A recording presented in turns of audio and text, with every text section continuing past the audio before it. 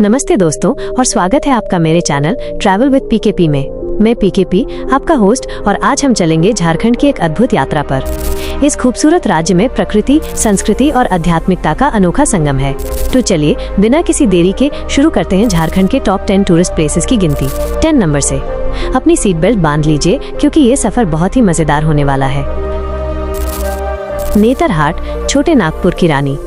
हमारी यात्रा शुरू होती है नेतरहाट से, जिसे छोटे नागपुर की रानी के नाम से जाना जाता है। सोचो, आप सुबह की ठंडी हवा में एक पहाड़ की चोटी पर खड़े हो और आपके सामने सूरज की पहली किरणें पहाड़ों को सुनहरे रंग में रंग रही हैं। नेतरहाट का मैग्नोलिया पॉइंट और कोयल व्यू पॉइंट इस अनोखे नज़ारे के लिए मशहूर है। यहाँ का शांत वातावरण और हरियाली मन को एक अलग ही सुकून देती है। यहाँ आकर आपको ऐसा लगेगा जैसे आप शहर की भीड़ भाड़ से बहुत दूर प्रकृति की गोद में आ गए हैं। हजारीबाग, हजारों बागों का शहर।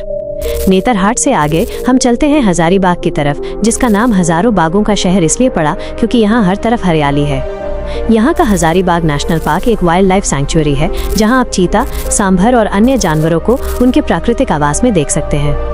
अगर आपको जंगल और वाइल्ड लाइफ पसंद है तो ये जगह आपको जरूर पसंद आएगी। यहाँ की प्रकृति और शांति आपको हमेशा याद रहेगी। दलमा वाइल्ड लाइफ सैंक्चुअरी, हाथियों का घर। फ्लैट हम जमशेदपुर के पास स्थित दलमा वाइल्ड लाइफ सैंक्चुअरी पहुंचे हैं। ये अभ्यारण्य हाथियों के लिए प्रसिद्ध है।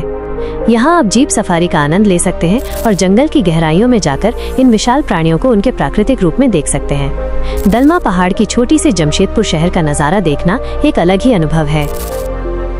बेतला नेशनल पार्क, इतिहास और जंगल का संगम। दलमा से हम लातेहार जिले के बेतला नेशनल पार्क पहुंचे।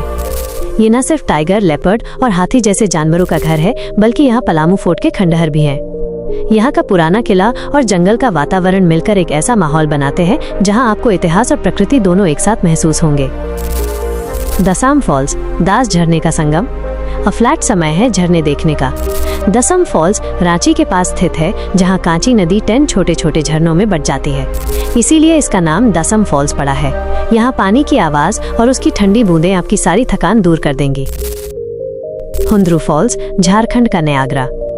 दसम के बाद हम पहुंचे हुंद्रू फॉल्स पर, जिसे झारखंड का नियाग्रा भी कहते हैं। स्वर्ण रेखा नदी 320 फीट की ऊंचाई से गिरकर एक बेहद ही खूबसूरत दृश्य बनाती है।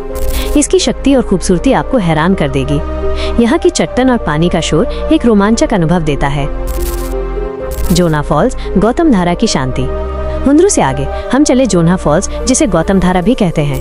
यहाँ गौतम बुद्ध का एक मंदिर है, इसलिए यहाँ शांति और सुकून का एहसास होता है। झरने के पास बैठकर प्रकृति की शांति को महसूस करना एक अलग ही अनुभव है।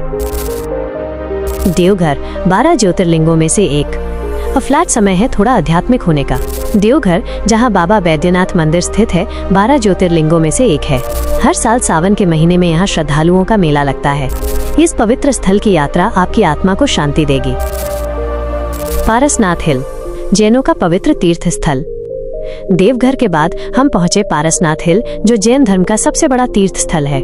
यहाँ 23वें तीर्थंकर भगवान पार्श्वनाथ ने मोक्ष प्राप्त किया था। पहाड़ की चोटी पर स्थित सामट शिखर जी तक पहुंचना एक आध्यात्मिक यात्रा है, जो मन को शांति और अटूट श्रद्धा से भर देती है। पतरातू वैली, सांप जैसी सड़कों का सफर। और अब आखिरी और सबसे बेहतरीन जगह पर। पतरातू वैली रांची के पास स्थित है और इसकी घुमावदार सांप जैसी सड़कें और दोनों तरफ के पहाड़ों की हरियाली आपके मन को मोह लेगी। यहाँ का पतरातू डैम और रेजर्वॉयर बोटिंग और पिकनिक के लिए एक बेहतरीन जगह है।